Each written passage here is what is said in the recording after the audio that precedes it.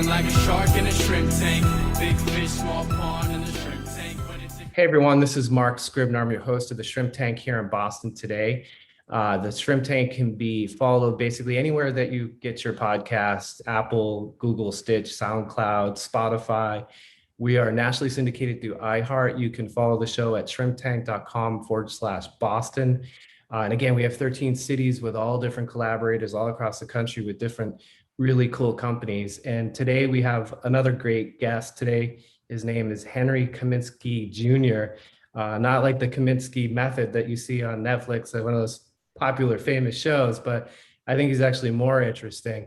Henry is the CEO of Unique Designz, and we're going to talk a lot about branding, personal branding, really cool stuff that almost any entrepreneur that runs a company is thinking about marketing and branding. And obviously a lot of us have not cracked the code with that. So with that in mind, Henry, it's awesome to have you on the show to learn about this really interesting topic because, especially in, COVID, people are thinking about marketing and how to reach their audience in a different way and not being able to have that face-to-face interaction that we're all accustomed to. Branding, I think, is amazing. And again, the tagline for the show is where book smarts and street smarts collide. So we never recommend that you don't get that advanced degree, but in most cases, it's a waste of money. When you learn from somebody like Henry, who's self-made, been able to create an amazing company on his own. Henry, let's get at it. Let's talk about branding. Mark, well, first of all, thanks again for having me. I'm super pumped and I'm excited to be here. So wherever you want to take the conversation, let's make it happen. Yeah, well, let's start with the obvious. So, back in the early days of the internet, right? Everybody thought having a website, I liken it to the movie Field of Dreams, build it, they will come. People spent enormous amounts of money on the widgets and the gadgets and the tools, the photography, the amazing websites that were created, but they didn't come, or at least they didn't for that long. So you had to have a website to be quote unquote professional. But then it got lost after that. Everybody has a website. There's no differentiation right now with branding. So I was curious, where do you see kind of where we're at right now? I mean, obviously everybody has a website, but it stops there. So what happens after that? Yeah, well, let me give you a quick $26,000 mistake I made early on in my career. I thought the flashy website was going to get you the bigger clients. And the reason I spent that kind of money on a website was, I'll never forget it. I had an inquiry come through my website, my old website, about a rebrand for a big food distribution company here in New Jersey. And I had a conversation with sort of the gatekeeper, and the CMO and the CFO were really, really aggressive in finding somebody like myself to come in and help them with a rebrand. And so I was getting qualified, if you will. And she had reached out to me. She says, it sounds like you're the fit. You're the guy. I have to run this by the CFO and CMO to make sure that they give the blessing, and then we'll be in touch next week. So I'm excited. This is a 6-figure job. I mean, this is going to be 7-8 months worth of work. Like, I'm really pumped, really love them as a brand and everything. Well, week goes by, 2 weeks goes by, and I get nothing. And you went out and leased a new car at that point, or no? No, not. I didn't jump the gun there. I didn't jump the gun there. But so I hear nothing, and so I reached back out to her and I said, just following up, what's the story? I didn't say this, but I felt like saying I thought this was a done deal. So it took a day. I didn't hear back. So you know how it is early stages of business. Like, you're like, oh man, are they gonna call? Like, come on, what am I doing here? Right. So finally I get an email back, and she said, I regret to inform you that we're going to go with a different firm. And I wrote her back and I said, why? Like, I'm just curious. This feedback would be helpful.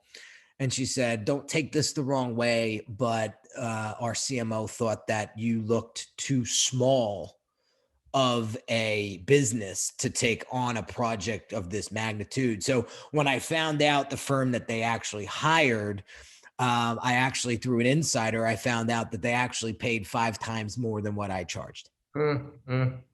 So that pushed me to get this big, expensive website to look bigger than I am, so on and so forth. Problem was with that was, yes, it looked fancy. It looked great, but it had no foundation, no great messaging. And the biggest thing that was missing out of the whole website was me. Mm-hmm. It was me. There was no sign of me on the website. It was just all of my fancy work that I've done for clients. That's it. So what differentiates me from everybody else that does what I do, right? So after making that investment, I realized that was a poor investment because right after that, I had hired a business coach because I was at my wit's end. I didn't know what am I doing wrong here? I'm hemorrhaging money at this point, and I don't want to make another $26,000 mistake. And that's when that person said to me, "You know what, Henry? There's nowhere on this site that differentiates you from everybody else." Mm-hmm. And so I swallowed that big moment, and I said, all right, let's rebuild from scratch. And so I tore that site down and did it again. But this time there was my origin story front and center, how I started this business, my struggles, what this business means to me, what my clients mean to me, and why I'm doing this in the first place. Yeah. And that there's I've revised that video a couple of times just to keep it updated and not make it look outdated. And you could still find that video. It's version 3.0, but you could still find that video on my current website today. And I owe that video a lot because that video has brought in tremendous amounts of business and makes the people that watch it really get an understanding of who I am and what I'm here for. Yeah, like you said, the most powerful thing is the why, right? The operative of why people should do business with you, and they do want to know. And in our line of work and our day jobs, we've taken to using videos when instead of like the conventional email, which we can easily do. It's definitely more efficient, but taking something like a bomb where in some cases we don't get to face meet our clients, but they can see the video and they can see us from a branding perspective is really helpful. Yeah. So I wanted to also, you kind of gave me a good point. One of the things that you talk greatly about is personal branding versus business planning. And in this case, just your example, you were talking about, how this converged a little bit because you are branding your business in this sense, but you're the person. So where do those lines get drawn with, because I think of like the Kardashians, right? They're a brand, but it started personal. And your example that you just gave is you started to make that convergence where you weren't just branding the business, but you're branding the personality. So let's talk about that. Yeah, I think it's a great conversation. I have it often. I firmly believe that you have to do both. There's no such thing as just branding yourself or branding your business. I'm a firm believer, and I stand behind this for 14 years now being in business, that people are going to hire you as the person before they buy your product or service.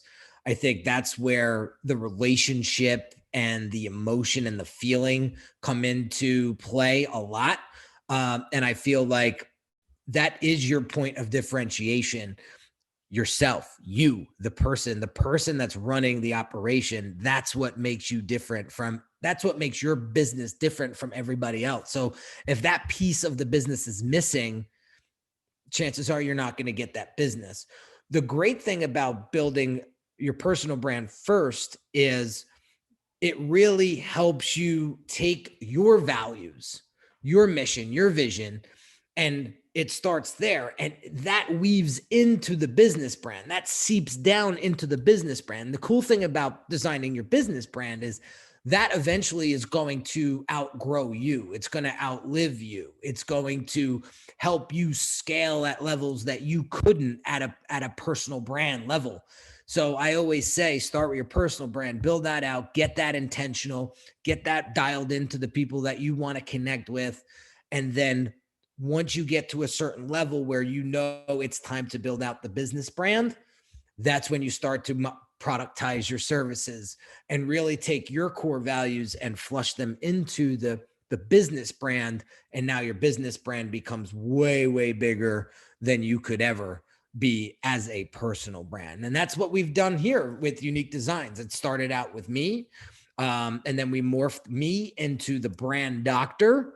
But the brand doctor is just the face of Unique Designz. Unique Designz is the business brand that has multiple different service levels now and has become sort of an entity on its own, where I now could exit that business if I wanted, or sell it and stay on as the chairman, or whatever the case may be, right? But that's what I saw myself building over the past 14 years is, yes, I love being a personal brand, but I also want a business brand that I don't want to say can operate without me, because I don't believe in that. I think when you disengage and you think your business can operate without you, that's when your business is going down the tubes.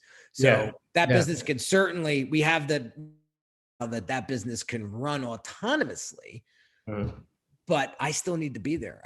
People are still drawn to me, and therefore I want to be part of that still. Henry, it doesn't have to be one of your clients, but do you have like some examples of some companies or personalities that you just say, hey man, they figured it out, they do a great job, that you're like, that's brilliant? Yeah, I'll give you a great example. So I worked with a company now that's pretty close to $1 billion valuation. And it started with a personal brand. Some of you may know a guy by the name of Russell Brunson. And I went into one of his programs a couple years back, and he realized what I was doing. And he was like, Henry, I have this company called ClickFunnels, and it is just so fragmented, and it feels like it all revolves around me. So if I go away, I'm screwed, because then ClickFunnels is just going to be this, just every other software as a service business. So how can you help me brand this business, but brand me as well? And so what I realized was he was definitely stretched too thin. He had 6 different designers coming up with 6 different concepts at a time. And it was overwhelming for him. And there was nothing consistent about the ClickFunnels brand. So I come in and I got to study him. I got to study the software and the brand, and I learned, and my team and I figured out how to carefully craft his personal brand and the business brand at the same time to get them to the levels that they're at now. And what it came down to was consistency in message, consistency in values, and consistency in messaging. So he was very, very transparent when he made the transition from the face of the brand to CEO.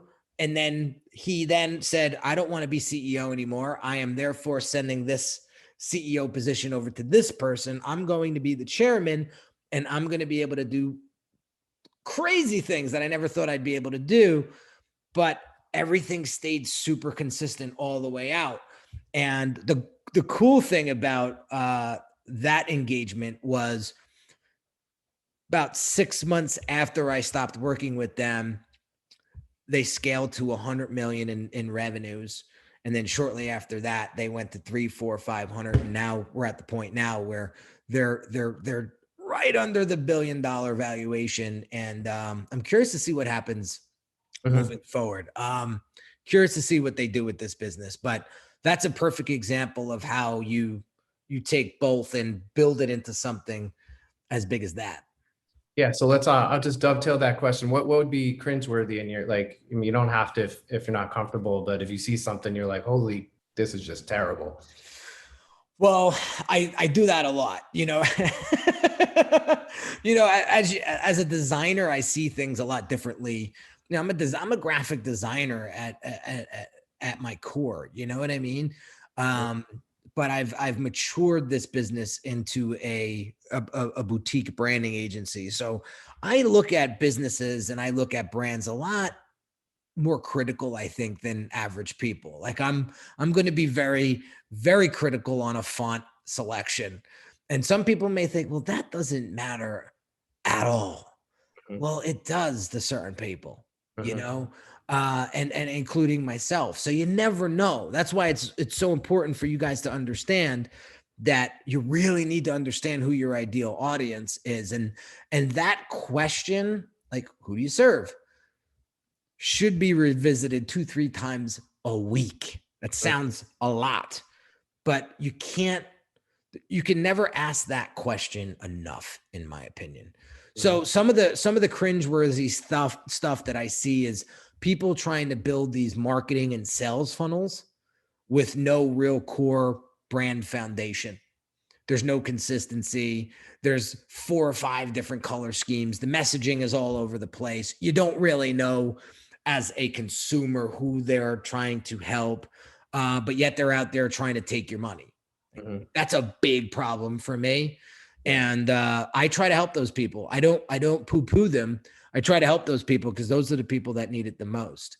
They Mhm. see they see sort of the flashy part and the sexy part of sales and marketing funnels, but they don't realize that if you hit the market too soon with that stuff, it actually could be counterintuitive to your growth and to the connection and the impression that you have upon your audience right out of the gate. And So I always say, build the strategy first, build the foundation as strong as you can first, and then you can build all the sexy stuff.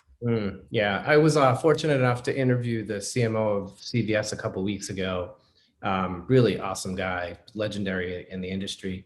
But I asked him what his favorite commercial was, and he said the one that always stands out to him that they nailed it was Geico save 15% for 15 minutes, and the messaging around that and the personality was really cool. Oh yeah. What I wanted to ask you though. About the messaging, that would be one, but in kind of the proliferation of the internet and mobile, right? So you Yeah. have all these different platforms, Instagram, TikTok, all of them. How do you get that messaging and the branding to sync across all these different media outlets that are out there that are changing all the time? Yeah. Well, one of the things I would recommend is that you pay attention to 1 or 2 platforms at a time. It's good to try to cast that net across multiple platforms. And if you have the team to do it, please go full bore and do that. But if you're trying to do that as a solopreneur or somebody that is trying to break that 7-figure mark and is kind of a one-man band or a one-woman band at the time, I highly recommend you don't do that because it's going to get overwhelming and you're going to dilute your energy pretty quickly. So one of the things would be is focus on 1 or 2 strong platforms that have your ideal audience, that you already feel some momentum behind. Like for whatever reason, Mark, Instagram has always been good to me. That was the one platform that I grew very quickly and I got most of my business from. So Instagram is always going to be my go-to, right? Because But then I rich visually, is that why? I think it was. I think so. I think it because it was visually rich. Yeah, but now I think it's gotten much more personal. Where if you go to somebody's Instagram story, and if the personal brand is doing it right, they're in their stories giving you behind the scenes. They're in their stories giving you some really close stuff that you wouldn't normally get on other platforms, right? So there's that proximity that's a lot better. And so yeah, I just feel like Instagram has matured into this real personal, you could actually almost touch them type of platform, and it doesn't rely so much on visual anymore. There's a lot of video play going on obviously nowadays, Yeah. and Instagram has matured into that. Mhm. And what kind of effect would like the Amazons of the world or the Alibabas? Obviously, if you're products and you're selling dish soap or something, But how does that kind of come in when you're working with someone? Obviously, you're trying to figure out like what platform, like where the audience resides, and that probably influences a lot of those decisions. It does. And that's why I say it is extremely important that you really understand who your ideal client is, right? What do they want from you? Okay. What do you provide that your competition doesn't provide? What are some things that they want and need that you can provide that nobody else can? It's so important for us to understand our audience's goals. So what are they trying to achieve? What is their mission in life? What kind of story are they telling? How does your product or service help them tell that story? I always go through when my brand accelerator clients, when I'm taking them through the client profile workshop, we look at a few things when it comes to ideal clients. And the three levels is their goals, their risks, and their solutions. Right? So what is their goal? What are they trying to accomplish? The risks is what's getting in their way. Why are they getting themselves in their own way? And then what are some solutions? What can your product or service do to help them navigate around those risks and achieve those goals? Right? What is your ideal client's strengths? What are their weaknesses? Those are two things that we need to pay attention to too. And then I always make sure that my clients understand that if you're designing your brand, messaging, identity for yourself, it's the biggest mistake you can make. Mm-hmm. Like, yeah. I don't care that you like the color red, Mark. Like, Mm-hmm. and like, I don't like, does your audience resonate with that color? Right. Because if they don't, you're not going to have any business. Mm-hmm. So that's a tough pill to swallow for some people, but when they get it, they're like, oh, so my wife and 7-year-old daughter's feedback on my new logo doesn't matter. Not unless they're your client. So I'm here in Boston, as you know, right? The Shrimp Tank Boston. Dunkin' Donuts was it was started here, and seems like every 4 or 5 years, maybe they go through a refresh or rebranding pretty aggressively. I think it's in their contracts that when they become a franchisee, they have to commit to spending a certain amount to redo the stores over. Yeah. They're changing quite frequently. Do you see that as, as a brand gets stale, or, is there a reason, in your opinion, to refresh a brand? 100%. I mean, your market is constantly changing. It's constantly evolving. Like, Mark, by the day. I mean, it's crazy. It's crazy. Like, I'm tuned into the CNBC app, and when I get those notifications, I'm like, holy, look at how fast, like, the growth of Apple in the past quarter, the growth of Tesla, right? And if you're not constantly having a pulse on how your market is evolving, you're dead. You're dead in the water. I'll give you another quick example, and I say this on these types of shows. Look at Wheat Thins, right? Look at the brand Wheat Thins, right? There's 1,000 other crackers out there on that shelf, right? Why would you pick up a box of Wheat Thins over something else? Well, take notice of their packaging. Now, on the top left, they have something along the lines of, we support Habitat for Humanity. I volunteered for Habitat one year. I have friends that work for Habitat. Oh, I'm grabbing this box. Right? Yeah. So it's something simple like that sometimes, that just keeping the product fresh and touching many different audiences. Yeah. I love that Dunkin' did their thing, because you know why? They're more than just a donut now. Right. They are. Yeah. Well, yeah. I mean, they've had to compete with, the Starbucks of the world, and they know their audience apparently. And, the world's changing with people going to cafes and parking there with their internet. And the Run on Duncan campaign and stuff like that. I'm curious to see what Dunkin' does now with their in-store customer experience. I'm very, very interested in how they're going to compete with Starbucks on that front, because Starbucks is now sort of a destination, an office for some. Yeah. Right? Business goes down in Starbucks now. Like, curious to see what Dunkin' does with that side of things. Yeah, me too. I mean, it seems like they're kind of moving towards the kiosk of the world, like just the convenience of it, and and they experiment with healthy foods and stuff like that. But yeah, that may be their big play, the grab and go. Could be. Let's talk about, I think for anybody who's in sales, all this is, unless you're a nonprofit, and even they have drivers for revenue and balance sheets. But how do you, when you're kind of coming through the whole philosophy of branding, like how do you drive sales growth, and how's create those funnels, if you will, from a messaging perspective? Well, this is why I love your tagline of the show, right? And this is where I'll tell a funny story. So I grew up in North Jersey. My mother was Italian. So I grew up in a big Italian family. My uncle owns a big construction company. And I kind of grew up in, I'm not calling my uncle Soprano by any means, but I grew up in a very, North Jersey. I mean, it has this stigma of organized crime. It's, when the Sopranos were out, like everybody was in the mob, right? It was ridiculous, right?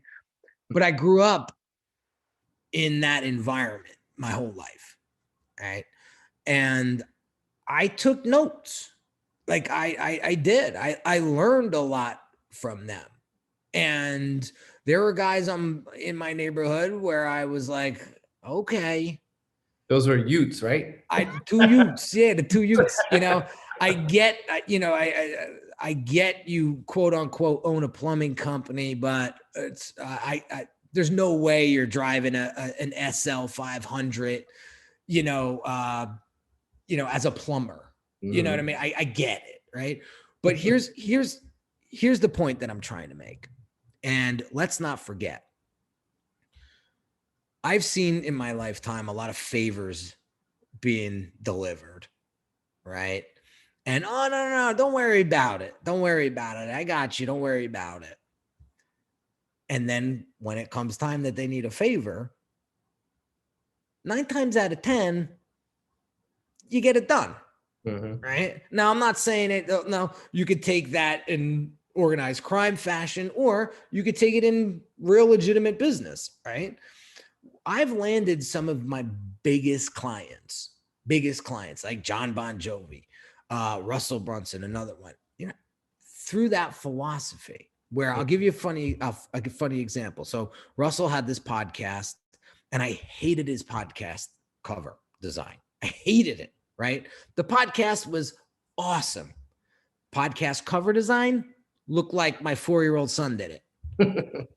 And I was like, enough is enough. And the name of the show was Marketing in Your Car. So on a Sunday morning, I had nothing to do. I popped it in Photoshop and I busted out this podcast design. I sent it to him. Oh my God, this is awesome. Thanks, Henry. Didn't do anything with it for a couple of months.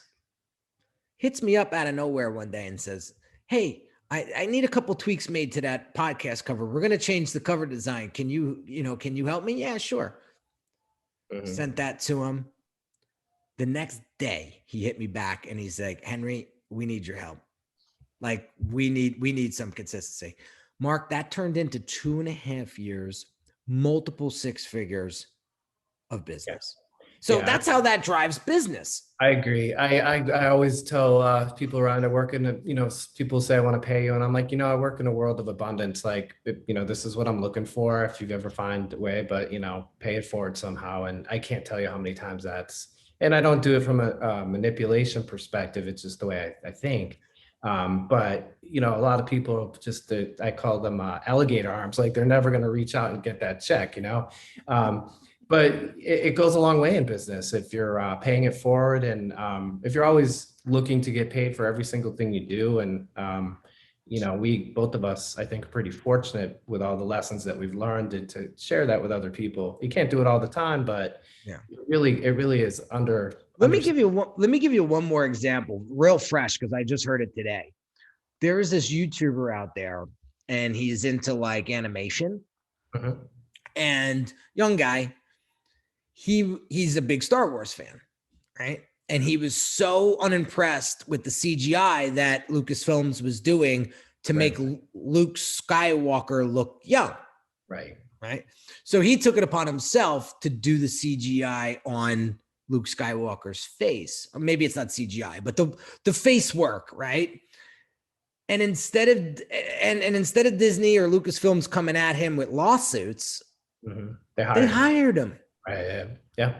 Yeah. Isn't it amazing? It's crazy. So today you get to give away some free advice. Let's try to pick an industry or a company. What would be maybe the top one or two things if someone is stagnant or they don't like their brand? Like, what would be the first things that they have to do? Well, the first thing I would say is, why do you want to rebrand? Why do you think a rebrand is going to help your business grow? Okay. I hear a lot of things like my market shifting. I look out of date, things like that, So ask yourself, why a rebrand and why now of all times, right? So really getting an understanding of why you want to do it is going to help you inform better decision-making later on, right? I don't want to touch a rebrand project if somebody just wants to one up their competitor or something like that. That's fluffy. That's not sustainable, right? If you feel like your business isn't communicating its true value, then it may be time for a brand strategy, right? Go through the brand strategy and then let that strategy and insight inform business decisions. I was reading a book the other day where this savvy marketer came into this one business and said, I think you need a rebrand and it's going to be 300 grand. And when the CEO heard this, he kind of stepped in and said, wait a second, what's the real issue here? And what they found out, a new logo, a new color scheme, a new website wasn't going to fix that issue. So when they got down to it, they realized, we can fix this issue for about 36 grand. So they fixed it for 36 grand, wound up a year late, over the next 6 months or a year, they increased sales by 46%. So that strategy is going to inform the right business moves moving forward. So I would strongly recommend you go through some sort of an assessment. We offer assessments here. You do them with me before we get into any heavy lifting, because I'm not going to sit down with you and say, you need this, this, and that without thoroughly understanding and discovering what it is that you're trying to accomplish. So that's how we level things out in our business. It starts with an assessment. It's 45 minutes. It's not free. And we really get an understanding of where you are, where you want to go, what's stopping you. And then I provide some recommendations after that call. It may be, maybe you need a thorough brand strategy. And then from there, we can help you rebrand. Or I can't help you. Here's some references that I could send you to. So those are some things I would definitely tell everybody, crawl before you walk when it comes to this stuff, because I don't want you to make the same $26,000 mistake that I made. And as you get bigger in business, that $26,000 mistake could turn into a $260,000 mistake if you don't take the proper route to do a proper rebrand. So just to reiterate, it's really understanding the why in the beginning, and then what other steps, maybe one other after that, once you get to the why, is it just about implementation at that point? Well, I break it down into 3 sections, right? Revenue, awareness, and efficiency. So how can we maximize your business objectives in those 3 categories? So I have a really cool way, it takes a little bit of math, but I have a really cool way of prioritizing your revenue goals, your efficiency goals and your awareness goals or your marketing goals. And so those are the three key areas that I would key into to help you get in front of the right clients and create the machines that are going to help you get there. So for example, a great revenue prioritization goal would be to perhaps build out a proper funnel that will take people from a podcast to a application where they now have to qualify to work for or work with you. Right. We did this for a client last year. The guy's got one of the biggest podcasts in the UK. He's got tons of people gnawing at his door, like, I want to work with you. And he had no way whatsoever to get those people into his world. Monetize. Yeah. Systematically. Yeah. And so we built out a really cool, we call it an application funnel to get them qualified for him. Mm-hmm, mm-hmm. I can't tell you how many friends that I have that are podcasters that have huge popular shows. And when offline, when we talk, like, how many clients have you been able to work with? And like, I have awesome guests, but nobody, and because they're not thinking about the processes behind it and all that. And I do click on those crazy emails from the different people about, selling mansions or whatever it is, whatever tchotchke someone's selling, but because I like to sign up just to see the communication. Like I play golf really terribly. But there's this one golf guy, Trey Ballard, and really good on the internet, but I signed up, it's like $69 or whatever, but his content and his branding all the way through the whole thing was like, and I wrote him, I'm like, I just signed up just because your stuff is so good. The way that your funnels and your branding and your follow-up is just, it's all like on message and it's spot on. And I marvel at people in business that really have taken the time to figure that out and meet people like you to put it together, which is amazing. Yeah, that's a great way to articulate that. It all comes down to customer experience these days. And if you really want to sort of a state of the union of where branding's going in the next year or two, I would really, really focus in on two things: humanizing the brand, right? So actually having some sort of front-facing personal brand. You see a lot of bigger brands now doing it.